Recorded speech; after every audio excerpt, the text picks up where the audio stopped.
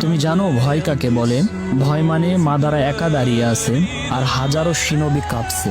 সে ছিল এমন এক মানুষ যার চেহারায় ছিল মৃত্যুর ছাপ, কিন্তু হৃদয়ে ছিল শান্তির নকশা। কিন্তু সেই শান্তি ছিল ভয়ঙ্কর। মাদারার চোখ শুধু একটা কথাই বলে, আমি যুদ্ধ করতে আসিনি, আমি শেষ করতে এসেছি যুদ্ধকে। এক সময় সে বলেছিল, আমি সেই ছায়া যাকে কেউ ধরতে পারে না, কারণ আমি কখনো আলোতে দাঁড়াই না। তুমি জানো একজন মানুষ কবে হারে? যখন তার চোখে পানি আসে, কিন্তু সে তা কাউকে দেখাতে পারে না। মাদারা হেরেছিল না শক্তিতে না, সে হেরে গিয়েছিল ভালোবাসার কাছে।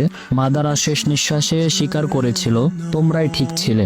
আমি শুধু চেয়েছিলাম এমন এক জগৎ তৈরি করতে যেখানে আমার ছোট ভাইগুলো মরবে না, তারা আবার হাসবে।